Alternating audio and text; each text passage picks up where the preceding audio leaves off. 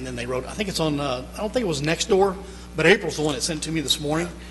Very positive comments about that, and it went well, and Officer Lopez was the one that came up with that idea. Nicely done, sir. Yeah, I saw that it was on Facebook, and it was really kind of cool because there was actually one comment that said, you know, this is really nice to hear, because so often we hear all the bad things on social media, but to have something that could have been a very negative situation turn so positive, that's phenomenal. Thank you. Thank you, sir. That's something we should put on the city website. Yeah. We put it on our Facebook page, and we put another one on the two other officers that dealt with the credit card incident the other day. Okay. So, We'll get down to make a link. Yeah, make a link, Yeah. that way, you know. okay. Okay. And you're going to put that on next month's report? Yes, sir. Perfect. Yes, sir. Thank you. Thank you. Yeah. There was another response. Actually, do you want to give a quick update on that? I know you'll put it on the report, but let's just We had good news. an incident where a local business came in, kind of sketchy information. Well, it may be this truck, it may be this truck. Basically, what was happening, they were using credit cards. Credit cards would go in. When they come back, they would go through, then they come back stolen. So it was back charging that business at about $50 a pop. They were about $900 short in 1 month. They've got several locations that this was occurring at. So on a Sunday, Super Bowl Sunday, the truck shows up. Maybe the truck, Officer Lopez gets there, gets some information, and we know that it's already in the system, so he contacts the detective on call, who, by the way, did miss the Super Bowl, comes out and starts interviewing the guy, and ends up we have 27 stolen credit cards with a skimmer, plus 3 of the credit cards with his name on there. There's no telling how many thousands of dollars that, I mean, it's going around statewide. The Fusion Center out of San Antonio said exactly what they're doing. Are these truckers are taking these stolen credit cards, using them, getting fuel, and then the stores are getting popped for the $50 a hit, as well as the people's stolen identity. So it was a big pop, and really they came out. Officer Lopez, knew that we'd had that information report out there, talked to him, said, hey, this is something's to it. So he calls the detective. The detective comes out. Of course, he didn't talk. He said he wanted to talk at first and then didn't want to talk. So we arrested him for credit card abuse and still kind of actively working that case on the back end with the Fusion Center. So very positive for both of them. He didn't have actual credit cards, but they reproduced numbers Yeah, on fake cards. exactly. Well, thank you for all, you and all your officers for everything you do. They're doing a great job. They really are. They are. They're doing a fabulous job. I see you guys out on the road all the time. Thank you. I've seen a marked difference in the response time when things are happening. You don't wait around to see what happens with them. You get right on them, and that's how we've caught. I know there's been a number of incidents like that. So great job. Thank you. Yes, sir. Thank you. All right. Next item is executive session. Pursuant to the Texas Open Meetings Act, Chapter 551 of the Texas Government Code, Section 551.071, entitled Consultation with Attorney, and Texas Government Code, Section 551.085, entitled Deliberation Regarding Economic Development Negotiations, the City Council may convene in executive session to receive advice from the City Attorney regarding the following: Gutierrez Development Agreement. Number 2, Texas Government Code Section 551.074, entitled Personnel Matters, to deliberate the employment, annual evaluation, duties of a public officer or employee, and we have the city administrator, the police chief, and the city secretary. We'll go into executive session at 7:49.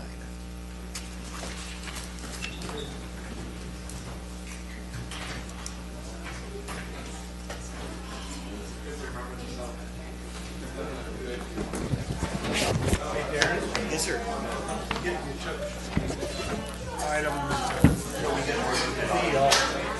Next meeting?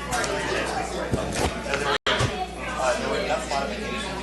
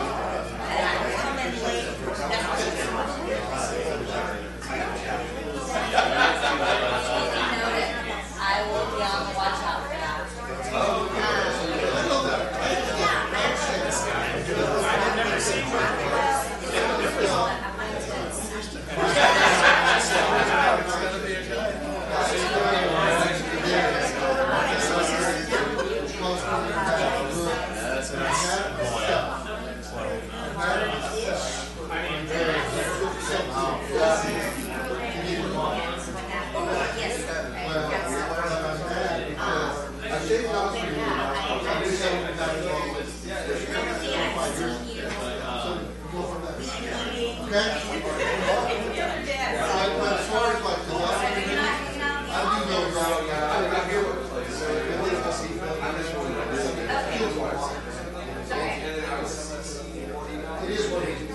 Okay. And then, because when I write stuff down, sometimes it. So what I was thinking about doing is the structure that I've got set up right now is basically like a checklist of this program, this date, so that way.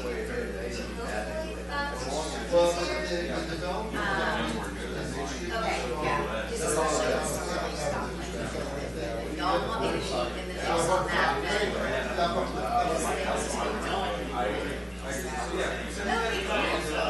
And please forgive me if Good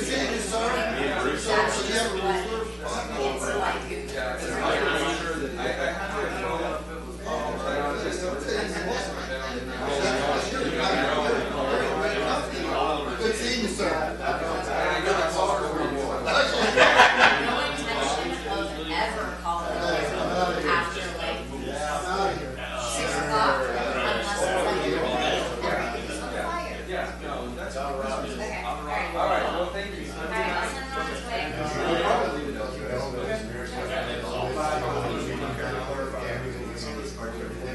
Awesome. You know what? I'm proud of my work. I got to shake in my game. That's what libraries like. Oh, yeah, I'm just saying, we're not really talking hall, and we definitely want to burn it down, so. That's awesome. Good seeing you. How are you? I'm doing well. How are you? Well, I was thinking about our brief kind of discussion the other day, and I talked to Darren about it. It seems like it's a helpful thing, but when you said, when you made the comment, like, I don't know a lot about aquatics. Yeah. I was like, oh, not many folks do. I should know more about it. So, I talked to Darren, and we kind of put it together, but basically, this is my.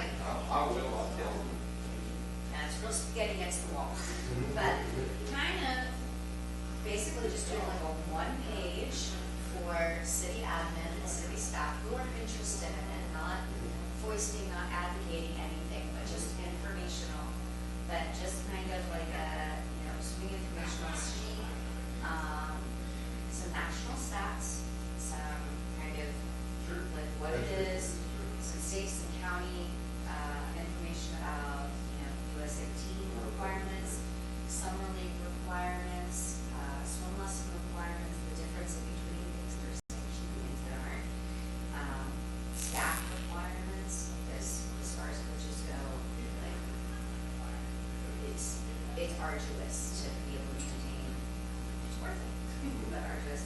But then also too, some, South Texas pool requirements for events. And then also just kind of a breakdown of where it is, like single paragraph, training, volunteer hours, outcomes, events. So. I love it, that'd be great. Okay, Be very all helpful. right, so I will try to make us, and your thank you gift, it was destroyed. I had this really great idea, and I can say it because it didn't happen, but with our team crest of like being bread, friendship, and then also being good, and not creating any influence by like every holiday, like I have a box for you, and it's like, here is Jim's, Halloween thing, there's his Christmas thing. I can't talk to him, but I'll put it in the box. And at the end of it, I went and I had Mark Biediger, who does all of the sourdough baking for all of the folk, and had him make like little mini sourdough things. And that's awesome. I'm gonna get these on Tuesday, I'm gonna deliver them on Friday, and make the rounds. And I got up Friday morning, and I took my sourdough out. And I swear, it's like, if you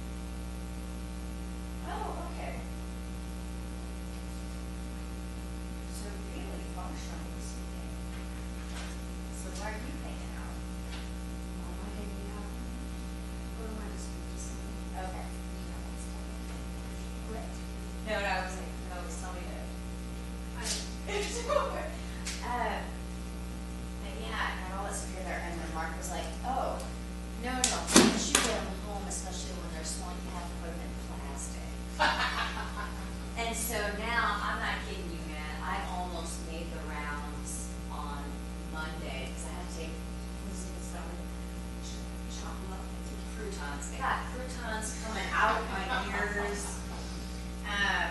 But yeah, I was thinking about you and a couple other folks. And I was like, okay, I gotta hit the rounds now. So, but it was a nice surprise to see you this evening. So. Everything else going okay?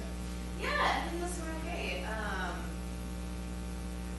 Yeah, well, maybe that's what it's scheduled now. Kids did really well. It was really interesting to see, especially. We had a tough spot for a while because during the freeze, the pool heaters weren't protected, so there's 4 of them, which is awesome. But when the freeze hit them, so that meant in mid-January, right, when both the high school and Milwaukee is where the championship series, pool temperature is now 72, 73. Ooh, and you're supposed to train in water that's in between 79 and 82. So, yeah, so, and then there's, a couple of things that happened, and they were like, pools closed, and the high school was like, no, you have a contract with us to whatever. And so it was just kind of this wild ride for a while, but I gotta say, sometimes that kind of adversity brings out things that you just didn't know was there, and you're kind of too afraid to look for. But, two things. One, there were some kids, and it was driven by the kids. It was not from their parents, which is always an amazing thing. There were some kids that were like, we want to do our last meeting in February. And they got in, and we changed our kind of structure to where it was like, okay, all the talking, all the teaching's done. You show up, here is your set. I will tell you if something looks terrible and you are pretty injured, but outside of that, you get done with this sucker, you are done. So if your workout can take you an hour to 45 minutes, however long it takes you, how long it takes you, let's get it in, you're done. And the kids that gravitated towards that were like, it was really impressive. And then I also, in the early days of not having good water, I kind of scrounged around town, and I found a place to where they were like, technically, a community lab swim was open during that time. So you guys can come here if you want to do that. And we think there's a coach that and so I thought about it, and I was like, you know what? Because I just sent quite the speech to families talking about, especially kids that start reaching out, and it's like, you have to get children to become, you have to be responsible. They are grown enough to go and to compete, then they're grown enough to know where they need to be, to prep themselves, to come talk their children that are for it. And that's cool.